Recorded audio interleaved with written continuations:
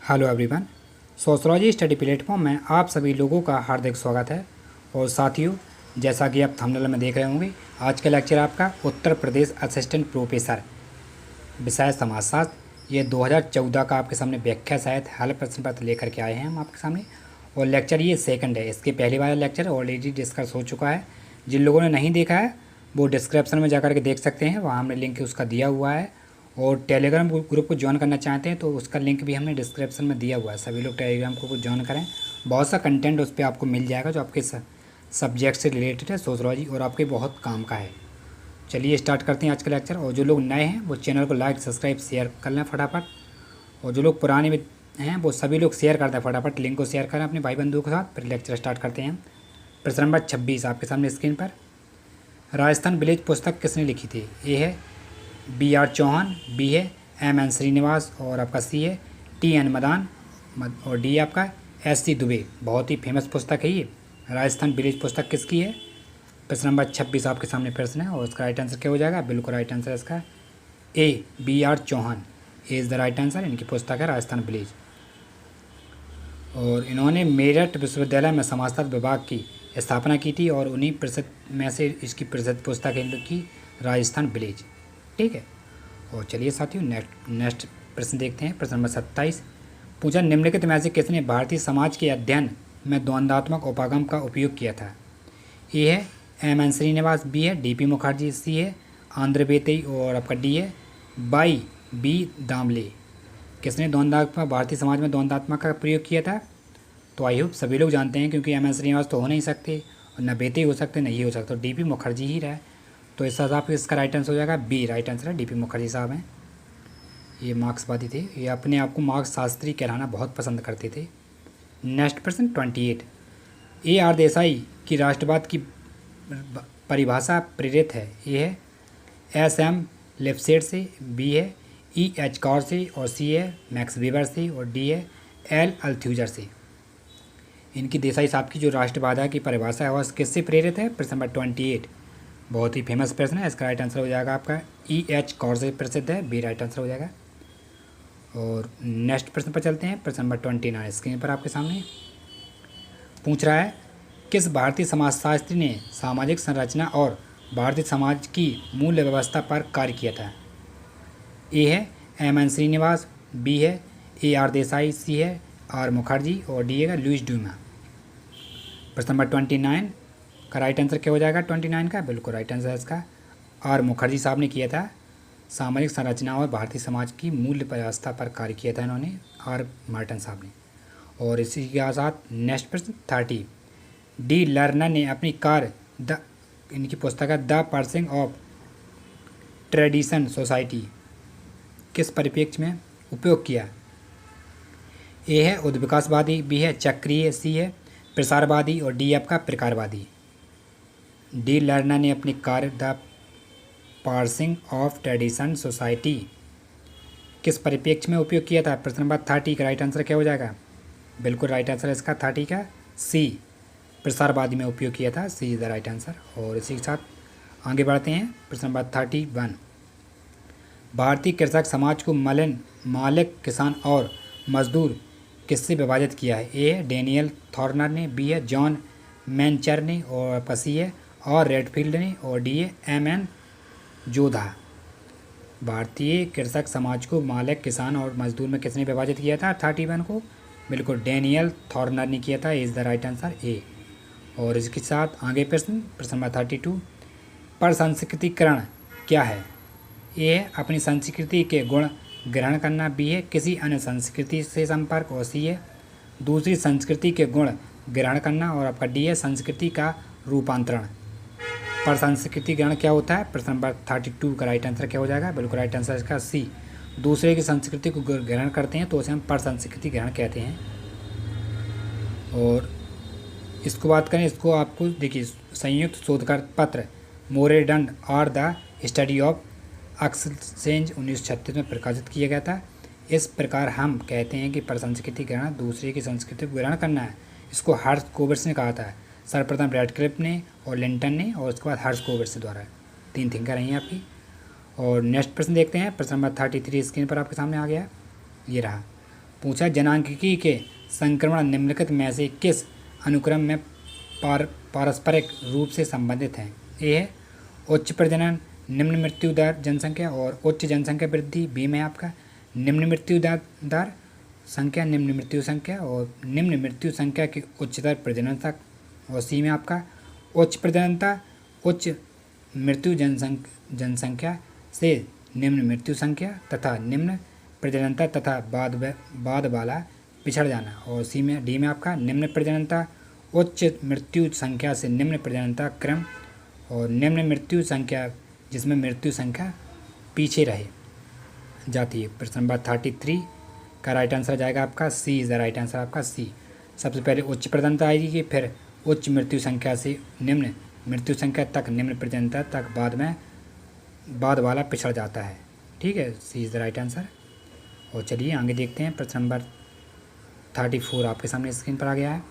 निम्नलिखित में से कौन बुर्जुआकार की प्रक्रिया को स्पष्ट करता है? ए है श्रमिक वर्ग के सदस्य मध्यम वर्ग की आकांक्षाएं, मूल्य व जीवन शैली अपनाते हैं। बी में आपका श्रमिक वर्ग अपने सदस्य मध्यम वर्ग की आकांक्षाएं, मूल्य व जीवन शैली को अपनाते हैं। सी है मध्यम वर्ग सदस्य पूंजीपति वर्ग की आकांक्षाएं, मूल्य व जीवन शैली को अपनाते हैं। और डी में पूंजीपति वर्ग अपने सदस्य वर्ग की आकांक्षाएं, मूल्य व जीवन शैली को अपनाते हैं। 34 आपके सामने प्रश्न है और उसका राइट आंसर बताएं।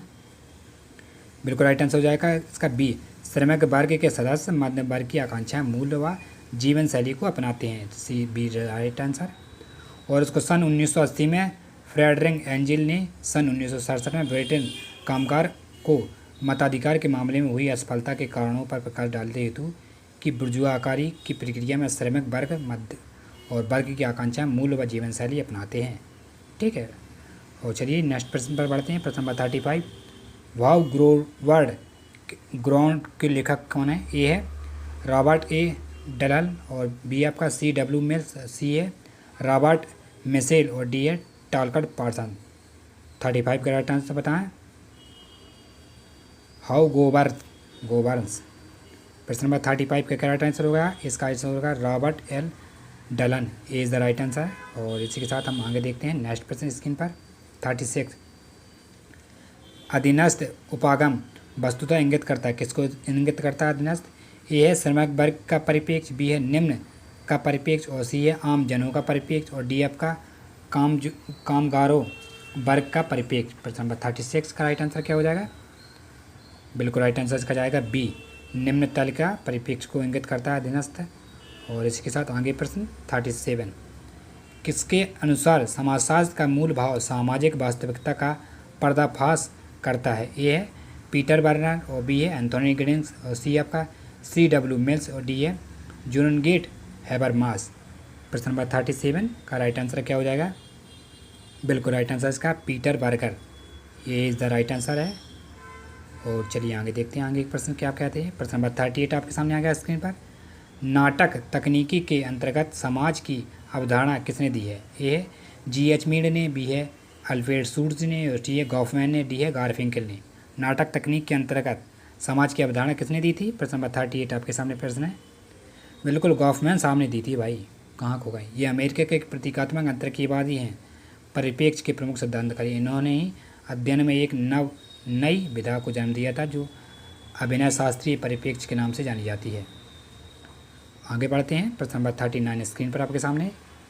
जनसंख्या का निरपेक्ष सिद्धांत और जनसंख्या का सापेक्ष सिद्धांत किसने दिया, किससे संबंधित है?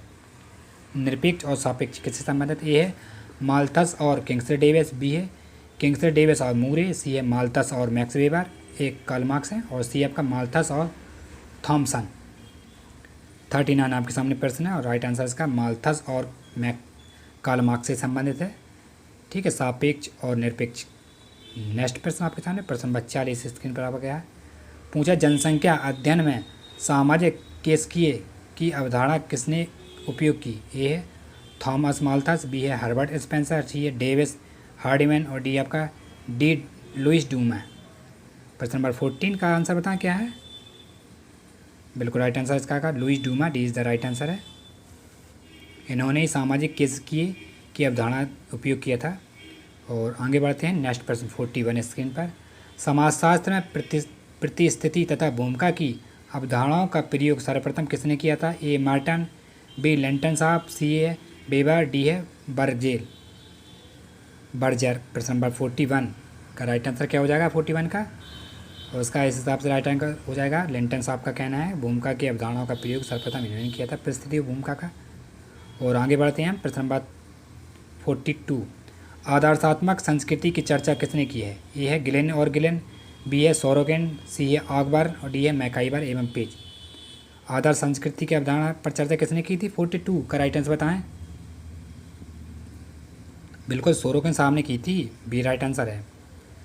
चलिए आगे देखते हैं, नेक्स्ट प्रश्न में बढ़ते हैं। प्रश्न नंबर 43 पूछा कौन सी अवधारणा पेरेटो की है? पेरेटो की कौन सी अवधारणा? ए है अतार्किक क्रिया, बी है ऐतिहासिक भौतिकवाद और सी है द्विसंगति और डी आपका संस्कृति। पेरेटो की कौन सी अवधारणा है इसमें से? प्रश्न नंबर 43 बिल्कुल उन्होंने अतार्किक क्रिया पर विचार किया था, तार्किक और अतार्किक क्रिया पर पेरेटो साहब ने इन्होंने अपनी पुस्तक में इसको लिखा था। और चलिए आगे बढ़ते हैं। इनका एक अवशिष्ट चालक है और दूसरा है भ्रांत तर्क। और प्रश्न नंबर 44 सामाजिक अनुसंधान का सही क्रम क्या है? पहचान का नियम है। पहला प्रतिवेदन लेखन, दूसरा आपका तथ्य विश्लेषण, तीसरा आपका पूर्व अध्ययन और चौथा है उपकल्पना का निर्माण, पांचवा है अवलोकन। अगर आपने रिसर्च अच्छे से पढ़ा होगा, क्योंकि आप नेट या पीएचडी कर चुके होंगे और जो लोग जीआरएफ भी कर चुके होंगे इसमें से, क्योंकि आप असिस्टेंट प्रोफेसर का एग्ज़ाम देने जा रहे हैं, तो आपको ये प्रश्न बिल्कुल राइट आंसर होना चाहिए। 44 का सही क्रम क्या हो जाएगा? चलिए सबसे पहले सही क्रम की बात करें। सबसे पहले आपका क्या आएगा? सही क्रम बिल्कुल बताएं, राइट आंसर हो जाएगा। सबसे पहले आएगा अवलोकन, ठीक है, अवलोकन आएगा। उसके बाद आएगा अब क्या? अवलोकन के बाद आपका उपकल्पना का निर्माण आएगा, ठीक है, व्यू जाएगा। और उसके बाद आपका यही राइट आंसर हो जाएगा इसका ए, ठीक है। पहला आएगा उपकल्पना का निर्माण। चलिए देखते हैं, उपकल्पना निर्माण आएगा, फिर इसके बाद आएगा पूर्व अध्ययन और इसके बाद आएगा आपका अवलोकन, इसके बाद आपका आएगा तथ्य विश्लेषण और पहला आएगा आपका प्रतिवेदन लेखन, ये सबसे लास्ट में जाएगा। इस हिसाब से आपका राइट आंसर सीधा ए राइट आंसर हो जाएगा। सबसे पहले उपकल्पना का निर्माण किया जाएगा। ये देखिए सही मिला, ये दिया हुआ है। नेक्स्ट प्रश्न में बढ़ते हैं। प्रश्न नंबर 45 स्टडी कॉर्नर सोसाइटी बहुत ही फेमस पुस्तक है। ये किस पुस्तक शीर्षक पुस्तक अनुसंधान की किस तकनीक पर आधारित है? Study corner society. ये है साक्षात्कार अनुसूची, बी है सहभागी अनुसूची और सी आपका अंतर्वस्तु विश्लेषण और डी है प्रश्नावली। स्टडी कॉर्नर सोसाइटी शीर्षक पुस्तक अनुसंधान के किस तकनीक पर आधारित है? प्रश्न नंबर 45 बिल्कुल सहभागी अवलोकन पर आधारित है स्टडी कॉर्नर सोसाइटी। इसके लेखक भी हैं WF हॉब्राइड, ठीक है। और ये देखिए WF हॉब्राइड आपका लिखा हुआ है। और हम आगे देखते हैं प्रश्न नंबर 46 सूची फर्स्ट और सूची सेकंड दी हुई है। इधर आपका कोड दिया हुआ है। सबसे पहले इसको देखते हैं, सूची में मिलान कर लेते हैं। ए में देखते हैं 73वां संवैधानिक संशोधन की बात करें तो महिला सशक्तिकरण से संबंधित है, तो अब ए का आपका दूसरा चला जाएगा। और बी में आपका ज्ञानदूत प्रोजेक्ट, ये ज्ञानदूत प्रोजेक्ट ई गवर्नेंस, तो आपका बी का जाएगा, ए में जाएगा बी का। और सी में मानव विकास रिपोर्ट किसकी है? तो मानव विकास रिपोर्ट है UNDP की है, सी का आपका 4 जाएगा। और डी रहेगा इंटरनेट की माध्यमिक सेवा वस्तु के सेवा क्रम, ये आपका ई कॉर्नर से जाएगा। और इस हिसाब का आपका राइट आंसर क्या हो जाएगा? ABCD में पहचान करना सही, बिल्कुल सही आंसर हो जाएगा आपका सी इज़ द राइट आंसर है। ये देखिए आपका सही सुमेलित सूची दी हुई है, देख सकते हैं आप। नेक्स्ट प्रश्न 47 AGIL एजिल की अवधारणा किसके द्वारा दी थी? ए है RK मार्टन, बी है टॉलकट पार्सन, सी है GH मीड और डी आपका L ब्रूमर। AGIL की अवधारणा किसकी है? प्रश्न नंबर 47 ये आपकी टॉलकट पार्सन्स की है। और नेक्स्ट बढ़ते हैं आगे 48 आपके सामने दी न्यूरकृति किसकी है? द न्यूरकृति किसकी है? ए है R ब्राउन, बी है एडवर्ड सेल और सी है सी प्रिचार्ड और डी है E इलिच। दी ड्यूर पुस्तक किसकी है भाई, किसकी कृति है? 48 आपके सामने प्रश्न बिल्कुल E प्रिचार्ड की है, सी इज द राइट आंसर है इसका। और आगे बढ़ते हैं प्रश्न नंबर 49 कह रहा है किसने समाज के उद्विकास की जंगली बर्बर और सब अवस्था का वर्णन किया था? ए है स्पेंसर, बी है कॉम्ट, सी है मॉर्गन, डी है पार्सन्स। प्रश्न नंबर 49 बहुत ही फेमस प्रश्न है, जंगली उद्विकास की बर्बाद और सब अवस्था का वर्णन किसने किया था? कौन से थिंकर ने किया था? 49 राइट आंसर मॉर्गन साहब ने किया था भाई, सी इज़ द राइट आंसर है इसका। और चलिए 40 पर बढ़ते हैं। 40 पर आपके सामने स्क्रीन पर ये सेशन का लास्ट प्रश्न रहेगा। पूछा सिद्धांत निर्माण की प्रक्रिया निम्न में से प्रारंभ होती है। ए है अवधारणा, बी है शुद्ध शब्द, और सी आपका उद्देश्यवाद, और डी है विचार। प्रश्न नंबर 50 इस सेशन का ये लास्ट प्रश्न है। सही आंसर का चयन करें, बिल्कुल इसका राइट आंसर हो जाएगा अवधारणा। सिद्धांत निर्माण की प्रक्रिया निम्न से प्रारंभ होती है अवधारणा से, कॉन्सेप्ट से ही स्टार्ट होती है। और आई होप आज का लेक्चर आपको अगर पसंद आए तो चैनल को लाइक, सब्सक्राइब, शेयर करना ना भूलें। और आप लोग अच्छे से तैयारी करते रहें, क्योंकि इस बार आपका असिस्टेंट प्रोफेसर का एग्ज़ाम क्लियर होना है, क्योंकि सीटें भी बहुत हैं, 47 सीटें हैं समथिंग आपकी सोशलॉजी में। तो सभी लोगों से आशा करते हैं कि लेक्चर को अच्छे से देखें, और हम जल्द ही आपको प्रैक्टिस सेट आपके लिए लेकर के आ रहे हैं, जिसमें प्रैक्टिस सेट आपके लिए डिस्कस कराया जाएगा। और अपना ख्याल रखें, जब तक अपने परिवार का ख्याल रखें। धन्यवाद।